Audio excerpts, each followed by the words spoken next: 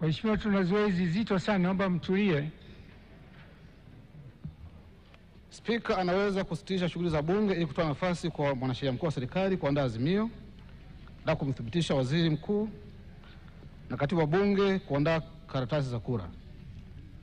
Baada ya bunge kurejea, spika atamwita mwanasheria mkuu wa serikali ili atoe hoja kwa kuwasilisha azimio la kumthibitisha waziri mkuu mteule kwa mujibu wa ibara ya 52 ibara ndogo ya pili ya katiba. Katika maelezo yake anaweza kuelezea mamlaka na wajibu wa waziri mkuu kama ilivyoainishwa kwenye ibara ya 52 ibara ndogo ya kwanza, ya pili na ya tatu ya katiba. Mheshimiwa Spika, naomba kuwasilisha.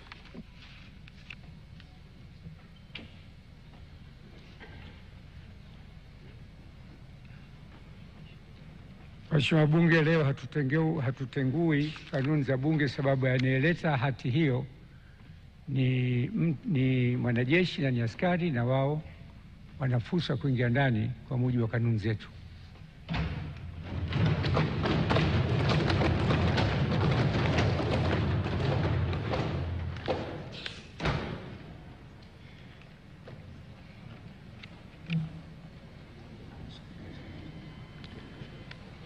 Naomba msike DC aingie ndani.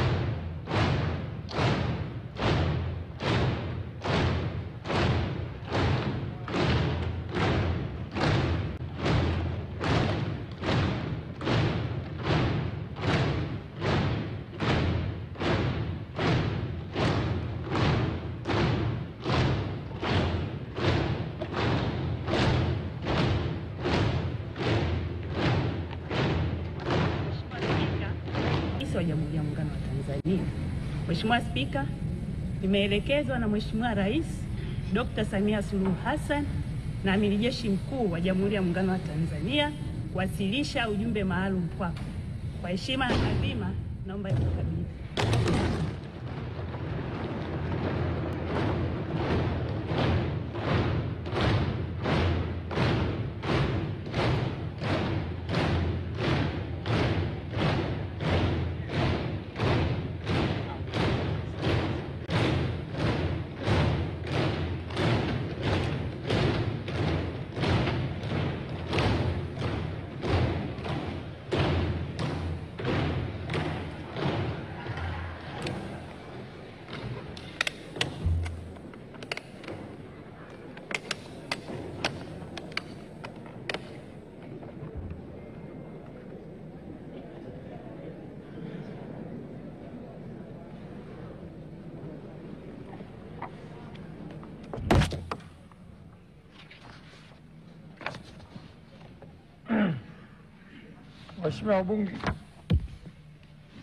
Waheshimiwa wabunge, uteuzi wa waziri mkuu wa Jamhuri ya Muungano wa Tanzania.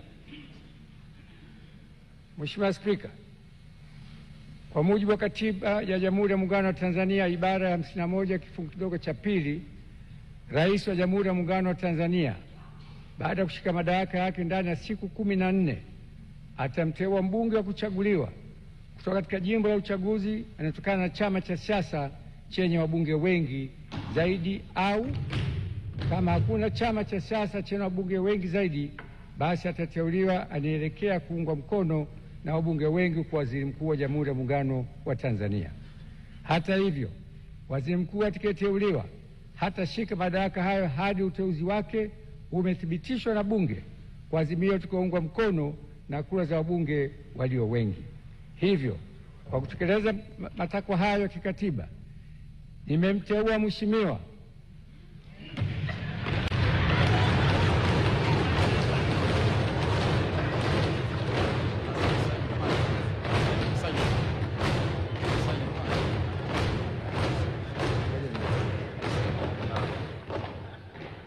Mheshimiwa Daktari Mwigulu Lameck Nchemba